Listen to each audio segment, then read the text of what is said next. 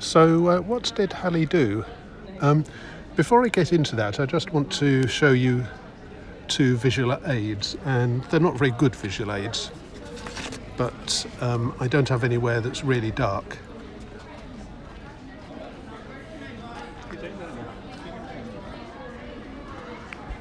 That is a parabola. If you imagine if you imagine going from the lower left-hand edge, diagonally right up to the torch, and then diagonally left beyond, you're following a parabola. It's a curve that swoops out to infinity. And if you imagine defuzzifying what's under the torch now, you get an ellipse, and that's basically a squashed circle which closes back on itself. I'm afraid my figure there really isn't very convincing, but bear in mind you've got parabolas which come into a focus and then go away to infinity, and you've got ellipses which go round and round and round, much like circles, except that they're a bit squashed. And this is important to Halley and to science. And although Halley discovered Halley's comet, it's probably not the most significant thing that he did for science.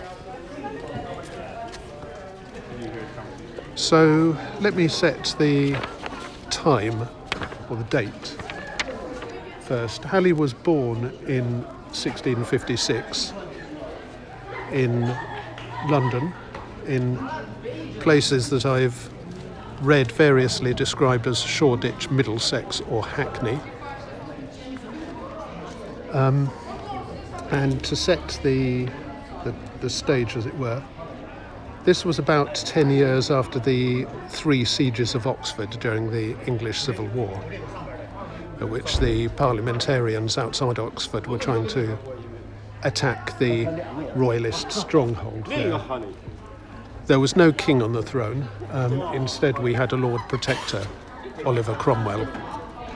There was a war going on between England and Spain, and that would end in 1660 when King Charles II came back to the throne.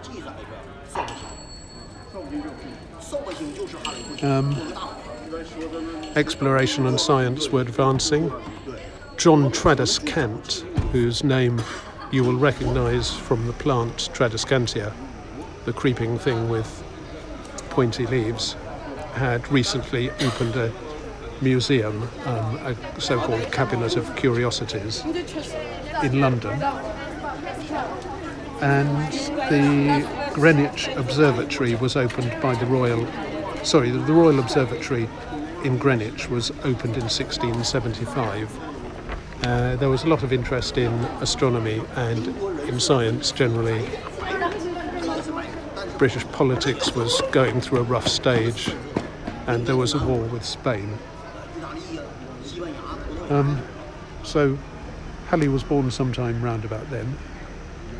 I'm not sure how accurate the figures for his birth date are. And this was also 10 years before the Great Fire of London, by the way, in 1666.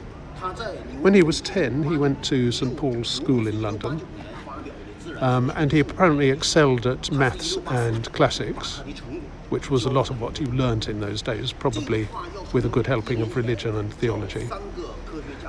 And he got praised by the teachers. He went to Queen's College in Oxford when he was 16, or some sources say 17, and apparently published scientific papers while he was still there. Custom was rather different in those days. One of them, I think, was on the structure of the solar system. And in 1675 he started working with the first Astronomer Royal, Flamsteed. And some of the things that I've read say that he picked up on the fact that Flamsteed was making observations in his observatory and wanted to help him. Others say that he was reading Flamsteed's papers and discovered an error or errors and wrote to Flamsteed, and they got together via that. He didn't finish his degree course, that's Halley, which apparently was pretty common in those days, and instead he gave up his studies in 1676, and he did something which most of us then or now could only dream of. He sailed to St. Helena, which is an island about 1,000 miles west of Namibia, and I've read various reasons for him doing this too, but one that was stated is that Flamsteed had undertaken to map the stars in the northern hemisphere, and Halley wanted to complement this by doing the same for the southern hemisphere. And apparently he did fix the positions of something like 314 stars. Sailing to St. Helena in 1676 was not cheap, and he got financial support from his father, who had lost property and was also a big guy in the soap business. And possibly, again, some of the articles I've read say that he also got support from King Charles II. Others say that he got it after he came back. So Halley was a pretty resourceful guy, very practical, and that shows in the sort of things he did. For example, he made a chart of the prevailing winds across the oceans, which apparently was the first meteorological chart ever made. And he made charts of the variation of the compass. If you hold a compass and follow it north, you'll find that it doesn't point at exactly true north, and the difference is called the variation. And both these, the winds and the compass variation, are of obvious importance to navigators. Well, Halley was interested in comets. There was a comet that he spotted in 1680, whose path he tried to calculate, and he couldn't do that to his satisfaction. And then he noticed another comet in 1682, and that is the one that we now call Halley's Comet. He went to Cambridge to consult Isaac Newton about it, and he found that Newton had been working for 20 years on a theory of gravity that would explain, well, actually, that explained rather a lot. And I'm now going to go back to a little bit of astronomical history. We've had the theory, of course, that everything goes round the Earth and that man is at the centre of the universe. And then, even at the time of the ancient Greeks, we also had the so-called heliocentric theory, which just comes from the word for sun and centre, the idea that everything goes round the sun. And that was still in vogue at the time that Halley was working, although a new theory was beginning to modify it. The trouble with the heliocentric theory was that it said that the planets went round in circles. Not ellipses, but circles. And the trouble is they don't go round in circles. And so if you assume that they do, your model of the solar system doesn't accord with observation, and you get very frustrated. The heliocentric theorists did have ways to modify this, and they basically said that the planets went round in little circles, which themselves went round in bigger circles, and those went round perhaps even in bigger circles. And this was called the epicyclic modification. The Greek root epi means on, so it was cycles on cycles. It was the idea that, yes, the planets do go round in circles, but then maybe they go round in smaller circles inside those, and in even smaller circles inside those. I think there's a mathematical principle that says that you can, if you add enough epicycles, you can imitate any system of planetary movements that you want, just about. The trouble is that it isn't very useful. It's complicated, and it doesn't really explain anything. So the innovative astronomers, mathematicians, were on the lookout for something better. So then, in the early 16s, came Kepler, and he put forward his three laws, which basically said, okay, these were written in roughly the second decade between 1609 and 1619, and what they said roughly is that the planets go round in ellipses, and then that was the first law, and then there were two more laws that told how quickly they went round the sun, depending on where they were on the ellipse. So an ellipse is squashed. You've got the long flat bit, and you've got the relatively shorter pointy bits at the ends. And he related the planet's positions relative to those parts with how fast they were moving. And Kepler's three laws were a great advance. Don't let anyone tell you otherwise. And we might not have had Newton's work without them. But they were only what is called empirical observation, which is a fancy way of saying that Kepler had made loads and loads of observations. He'd watched the planets loads and loads of times, and he'd summarised what they did. He didn't know why they did it, and in other words, he didn't really have a sort of description of the mechanism of what was causing it. And one problem with that is that if you don't know what the mechanism is, you don't know how well it holds. It might break down. Planets might stop moving that way, and you wouldn't know why. So Newton had been working on some much deeper laws that, as it turned out, explained Kepler's three laws. He introduced the notion of gravitation as a force, an attractive force, and what's called the inverse square law, which is how gravitation varies with distance.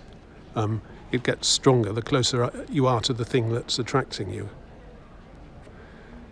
And with those, and also with a wonderful new instrument called the calculus, he showed that he could derive, as mathematicians say, Kepler's three laws. He could assume that there was a force called gravity, and that its strength varied with the square of the distance from it. And from those two assumptions, he could show that planetary orbits had to be ellipses, and that the planet's speed changed in the way it did as they went round the orbit. But gravity doesn't just operate on planets. It operates on tides, it operates on the moon, it operates on apples falling off apple trees. So a theory of gravity would do a lot more than just explain Kepler's three laws. And indeed, Newton had done that. In the book he was writing, the Principia, he described calculus, he described the so-called inverse square law, the way that gravity's strength varies with distance. He described how gravity determined the orbits of planets, sure. He also used his theory to calculate the relative masses of planets. And the reason he could do that is that in his theory, the strength of attraction depends not just on the distance between the attracting objects, but also on how massive they are. So he could sort of work backwards and say, well, that's attracting that one that much. So Jupiter must be that massive and Mars must be that massive and so on and so on. He didn't get it exactly right, but it was a wonderful achievement that he got anywhere near the true values. And then he also managed to derive what's called the oblateness of the Earth. If you've got a football, it's spherical, at least I assume it is. But if you sit on it, you squash it, and it becomes what's called oblate. And the Earth is oblate too. And he managed to work out by how much. And he also managed to compute stuff to do with tides. And he also showed that comets were likely to have orbits that were parabolic or nearly parabolic, like the little figure I made with the torch. So that was a feast. That was something Newton had been working on for 20 years. And that was something that Halley found when he visited Newton in Cambridge. And it was real mathematical and physical and astronomical feast for him, a wonderful achievement. He urged Newton to write it up. He was clerk of the Royal Society at the time, which was one of the first, or maybe the first, scientific and philosophical organisation in England, and said that if Newton did write it up, the Royal Society would publish it. The Royal Society didn't actually want to publish it, not because they objected to the theory, but because they didn't have any money. So in the end, Halley paid for this to be published himself. And by the way, the publication was authorised. It was given the imprimatur, as they say, by Samuel Pepys, the guy who wrote the diaries. He was president of the Royal Society in 1686. So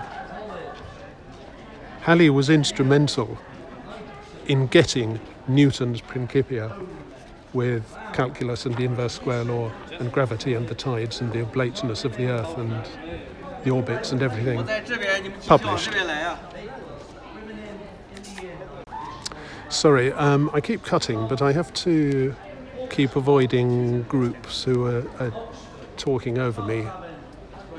One thing I have noticed is that huge numbers of people are talking under or photographing the Bridge of Sighs, and virtually nobody is paying attention to Edmond Halley's house, which I think is rather a shame. Anyway, Halley was instrumental in getting the Principia published, and this must have advanced our knowledge of science greatly, depending on what could have happened if it hadn't been published. You read about such works that just get lost or fall into the hands of somebody who doesn't want them published because he disagrees with them for theological reasons or because they contradict his own theory. Newton was very lucky to have Halley, and we were very lucky to have Halley and to have Newton. The mathematician Lagrange said that the Principia was the greatest production of a human mind. Another quote is that it was the greatest scientific work in history. And yet another, the supreme expression in human thought of the mind's ability to hold the universe fixed as an object of contemplation. The supreme expression in a human thought of the mind's ability to hold the universe fixed as an object of contemplation. And what about the comet? As I've said, Halley did all sorts of other things beside getting the Principia published. He did the variation, declination of the compass, the meteorological wind chart, the mint, the Royal Mint, archaeology, all sorts of things. But he didn't forget the comet that he'd first seen in 1682. which after all was why he went to consult Newton. At first, he thought, well, no, Newton thought at first that this comet would have a parabolic orbit, meaning that it would come into the solar system from a long, long, long way away, swing round the sun once, and then go out and then never return. Halley, however, thought that it really had to be elliptical, and hence that it would return. And over the years, he'd been collecting data on comet sightings in history as well as in his present day. And he'd stayed very excited by this comet, and he thought, well, it's probably the same as a comet that Kepler saw in 1607 and that somebody called Appian saw in 1531. And it probably has, therefore, a roughly 75-year period. And using Newton's methods, he managed to calculate its orbit quite reasonably. One thing he had to take into account was perturbation or sort of tweaking, messing around by Jupiter. Jupiter's the largest planet in the solar system, and it really pulls about all the other planets and the celestial bodies nearby. And you could imagine that if Jupiter weren't there, the orbit of Halley's comet could be very different. So he had to take Jupiter into account, and he probably had to take other bodies, maybe Saturn. But he got a pretty good approximation. And he wrote to advise posterity carefully to watch for its return about the expected year 1758. Unfortunately, he died before 1758, but those words and the return of the comet in 1758 confirmed his fame. So that is Edmond Halley.